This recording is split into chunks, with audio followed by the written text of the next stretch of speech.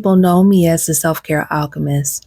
I created the Burnout Diaries to tell the truth about what burnout really looks like, especially for high achieving women who are always seen as the strong ones.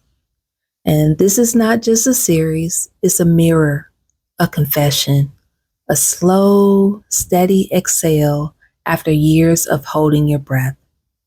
Each episode is based on my real life, and it's not curated, it's not the polished parts, but the quiet moments I once kept hidden. And today's story is about a chapter I carried in silence for years: the mask of strength. There was a time in my life when I didn't know how to be anything but strong. Not that healthy strong, not grounded, radiant strong. I mean, survival mode strong. Smile when you're really crying strong. Pretend nothing is wrong strong. I wore that mask everywhere, to work, to church, at the grocery store, on a conference call, even at funerals. I performed like everything was okay because I didn't believe I had permission to fall apart. At work, I was the reliable one. At home, the glue. The one who remembered birthdays, coordinated holidays, followed up on the things no one else would. People told me I was amazing, but on the inside, I was unraveling. They didn't see me pouring wine into a glass like it was medicine. And they didn't see me waking up with that bottle of wine in the bed next to me, eyes puffy because I was crying into my pillow, tears that I swallowed in silence so my daughter wouldn't hear me. They didn't see when I'd stare at my phone and I'd feel my chest tighten when it would ring after 9 o'clock, because someone always needed something. And they didn't hear the voice that I heard in my head. It was whispering, "What about me?" But I kept pushing through because I thought I was supposed to. And let's be honest, I didn't miss the signs. I just chose not to deal with it. I was forgetting stuff. I was foggy. My jaw ached from clenching, and I snapped at everybody. Yeah, especially the people that I loved. I was tired even after sleeping, except I really wasn't sleeping, not without that wine. And I told myself this was what motherhood felt like, what being successful, what it felt like, what strong women had to do.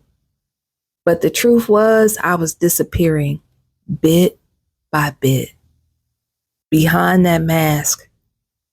One morning, I caught myself, a glimpse of myself when I was walking down the hallway at the office, and I stopped. I was taken aback. I stared because I didn't recognize a woman that was looking back at me. Her skin was gray. It looked so gray. Her eyes were flat. Her body looked drained, and not like tired drained, but soul drained, soul tired. And I remember whispering, "Where did you go?" It wasn't dramatic. I didn't have a breakdown, just a quiet, painful truth. And it was that I was becoming a ghost in my own life. I had become a ghost in my own life. And I still didn't stop because the world had taught me that rest was something that you had to earn, that it was a reward, that asking for help, it was weakness, and that burnout, that just came as the price of success, or what seemed to be success. It didn't stop until my body made that decision for me. It started with a cough, then chills, body aches, a wheeze in my lungs. And I kept pushing through. I was answering them emails, running the tasks, holding the meetings until I couldn't. And I ended up in urgent care. The diagnosis was walking pneumonia. And the nurse, I won't forget it, she looked at me and she asked how long I had felt like this. And I really couldn't answer because I stopped listening to my body a long time ago. She said, if you don't rest, your body will shut down further. And I knew exactly what that meant. And I finally heard it. And I didn't just hear with my ears, I heard it in my bones. And it wasn't weakness, it was truly a warning. And healing, it didn't come in one big breakthrough, you know. For me, it came in small steps, baby steps. So first, I turned off my phone. At the time, I had a BlackBerry. And when I turned off that phone, I really turned it off. I didn't put it on vibrate. I turned it off. And I put it in my purse. I placed my purse in my briefcase. And I took that bad boy outside of my bedroom. That first night, I panicked. And I kept thinking, like, what if somebody needs me? And what if I miss something? But something else happened. I started hearing myself again. And it wasn't like the noise. I didn't feel guilt. I just heard me. And I remember running myself a bath.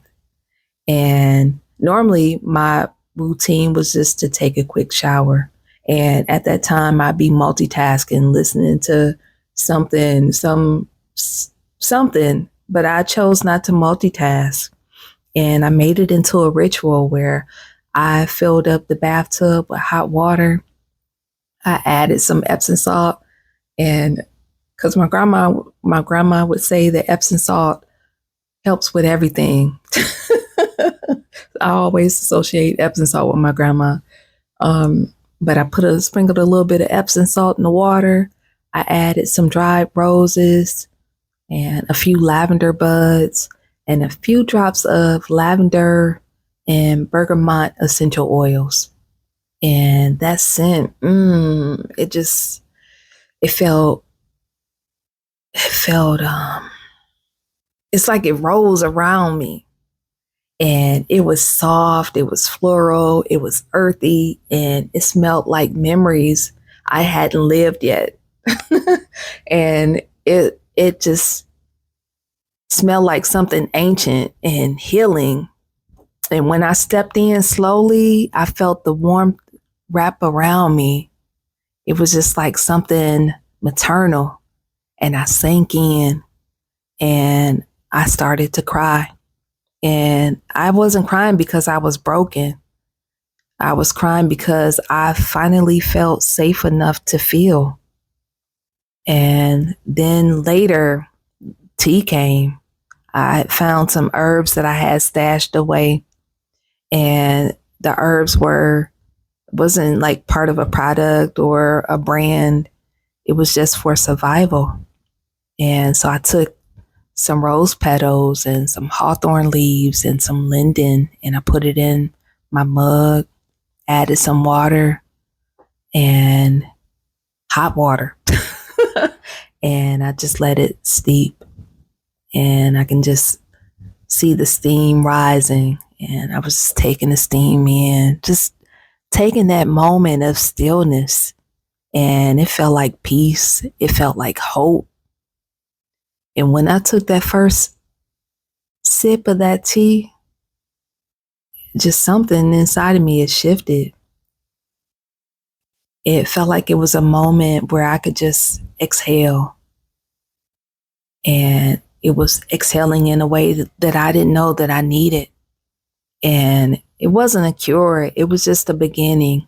Those small steps, the small steps that I took that led to my breakthrough.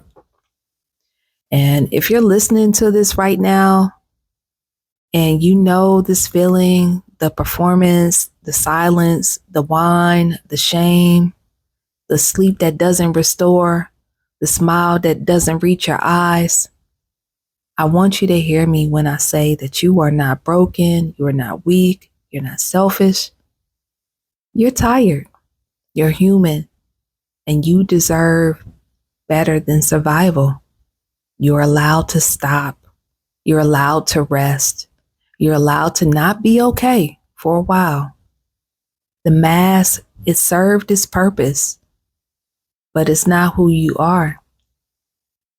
And tonight, I want you to try this. I want you to turn off your phone. And no, I don't mean put it on vibrate or do not disturb. I want you to turn it off. And I want you to put it in a drawer or in a bag and make sure that it's outside of your bedroom. And I want you to brew something warm. So if you have the rose and linden or hawthorn, use it. But if not, hey, some hot water and some honey, that'll do well too. And I want you to take a bath or just soak your feet in some Epsom salt, rose petals, or some kind of flowers or essential oils if you have it. Add a little bit and let yourself be still. I don't want you to fix anything. I don't want you to perform. Just be. Because that's where it starts. That's where I began. And that's where you can begin too. I wore a mask of strength for so many years until it nearly broke me. But beneath that mask, I found something softer, wiser, more me than I'd ever allowed myself to be. And I want that for you. So if this story resonates, subscribe to the Burnout Diaries to keep journeying with me. And I want you to share this video with someone who needs to hear the truth about burnout. And when you're ready, explore the Radiant Roots Retreat. It's a space created for women like us to come back to ourselves.